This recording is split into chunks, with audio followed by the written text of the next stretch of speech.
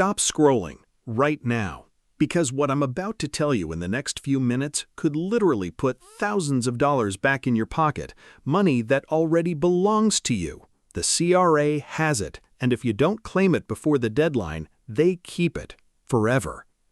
Welcome to Credit Smart Canada. I'm glad you're here today because this video might be the most important one you watch all year. Let me ask you something.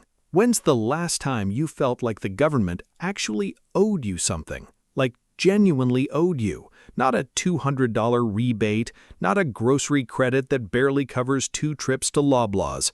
I'm talking about up to $5,000 sitting unclaimed with your name on it. Because here's the truth that most Canadians walk past every single year without knowing. The CRA is holding on to billions, with a B, in unclaimed credits, benefits, and refunds. And the average Canadian who misses these, they're leaving anywhere from $1,500 to $5,000 on the table every single year.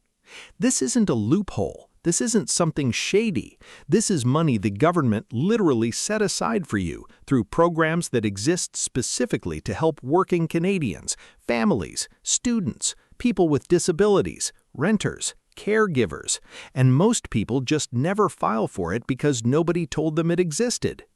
Until now. Let's start with the big one that shocks people every single time I bring it up, the Canada Workers' Benefit. If you worked in 2023 or 2024 and your income was under roughly $33,000 as a single person or under $43,000 as a family, you may qualify for up to $2,700 back. And there's even a disability supplement on top of that. Here's the part that makes this so frustrating. Millions of Canadians who qualify never claim it. Why? Because it's not automatic. You have to file for it. And if you didn't know that, you just left money sitting there while the CRA waited in silence. Now here's where it gets even more intense. The CRA has a program called the Disability Tax Credit, the DTC, and this one is massively underused. People hear the word disability and they think it doesn't apply to them, but this credit covers conditions like type 1 diabetes, anxiety disorders, ADHD, chronic pain, Crohn's disease, sleep apnea, conditions that millions of Canadians are living with right now and don't realize qualify.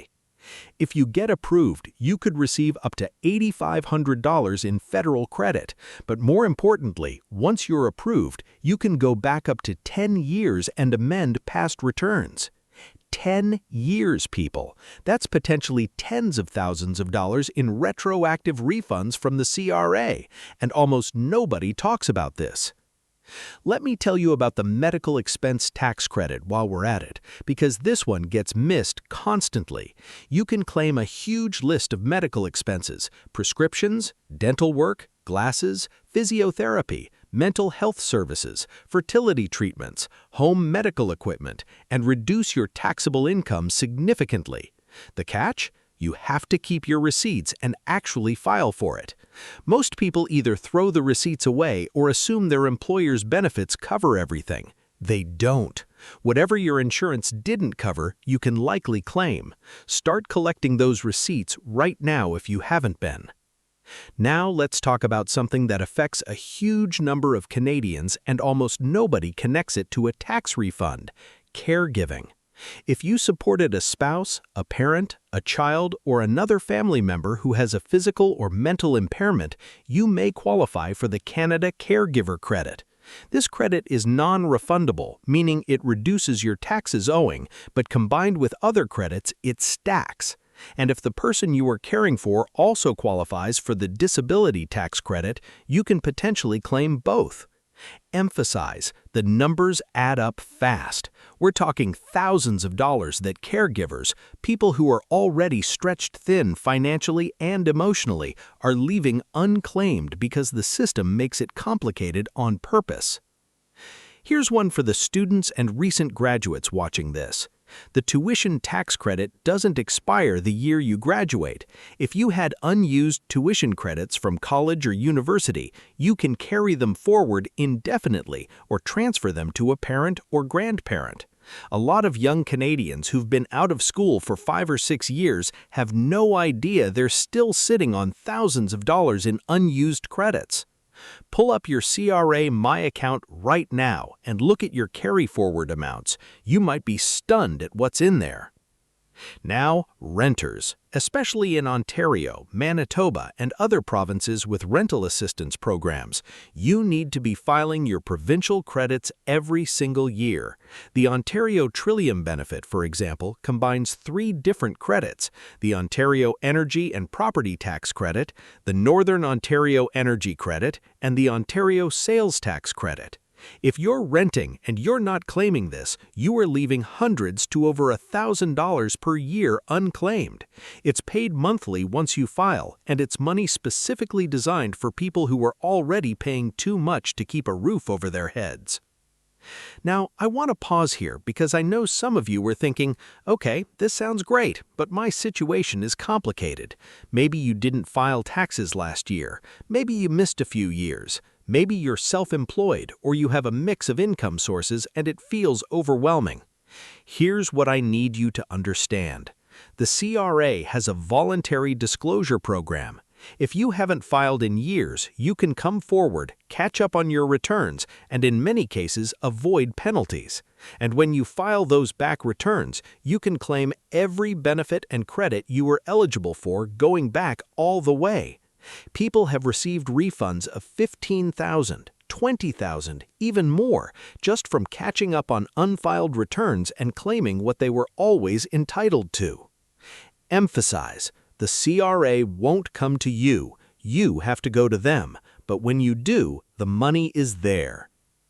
Here is what I need you to do this week, not next month, not when tax season rolls around, this week.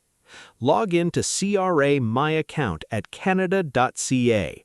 If you don't have an account, set one up today. It takes about 15 minutes.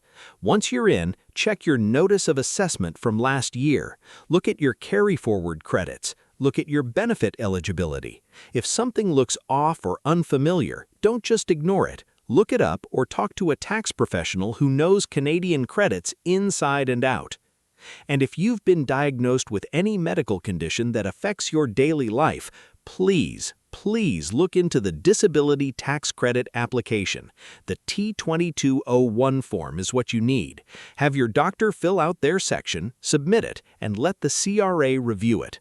The worst they can say is no, but if they say yes, your financial life could change in a very real and very significant way. The system is complicated by design. Credits are buried in forms, deadlines sneak up, and the CRA isn't going to send you a letter that says, "Hey, you forgot to claim $5,000. Here you go." That's not how this works. You have to know what exists, know what you qualify for, and take action before the window closes. That's why Credit Smart Canada exists.